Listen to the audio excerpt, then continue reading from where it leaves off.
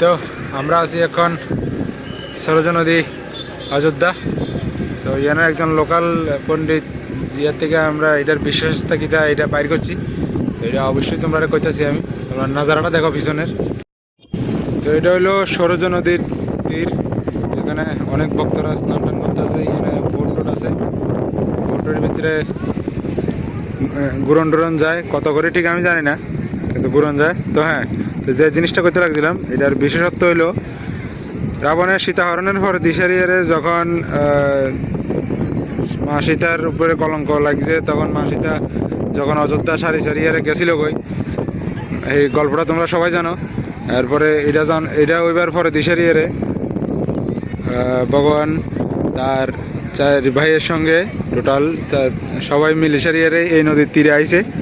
তারপরে প্রথম ভগবান শ্রীরাম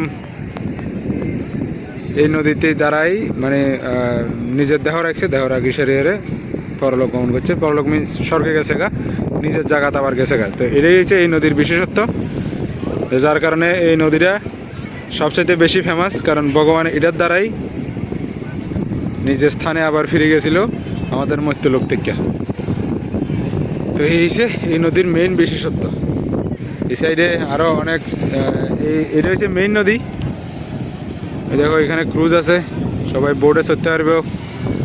তো স্নান টান করতে পারবে। তো এখানে স্নান করলে বলে অনেকটা পুণ্য হয়, কারণ এখানে ভগবানের ছোঁয়া পাইছিল এই নদীরা। তো আরও সেই সাইডে আছে, এই নদীর থেকে জল টানি সারিয়ে সেই সাইডে দেওয়া হয়। এই সাইডে একটা নালার মতন কাটছে, মানুষ এখানে আছে, প্রচুর মানুষ।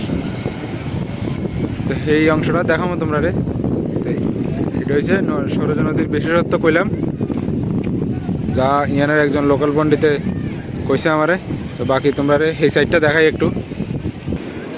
এইসব 2 মিনিট আগে যখন আর আসছিলাম, এই জায়গার ভিতরে জল আসিল না, এবার এখন জল ছাড়ছে। ওই দেখো এই যে এই জায়গা দিশারিয়ারে জলটা আইতেছে নদীর থেকে, দেখতেছ? এটা পুরা কিছু আসছিল না, অক্ষণ জল দিয়ে আইছে, অক্ষণ আইছে। দেখো কিভাবে জল আইতেছে, বিশাল বর্ষি, বিশাল বিশাল 1 2 3 4 5 6টা পাইপ দ্বারা জল আইতেছে। তার আউটসাইডটা দেখাই, এই সাইডটা দেখাই তোমরা রে। আরে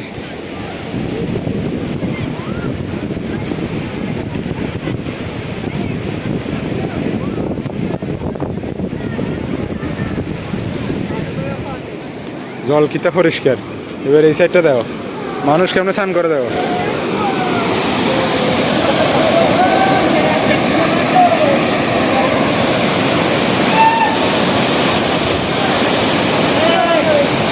আমরা ড্রেস কিচ্ছু আনছিলাম না, যার কারণে এখানে স্নান করানো সম্ভব নয় আমরা দ্বারা। Bad luck. ভগবান যদি আবার চাই কোনো একদিন আবার আমু, অবশ্যই আমু আইসারিয়ারে, এখানে অবশ্যই স্নান করবো মনপুর আইসারিয়ারে।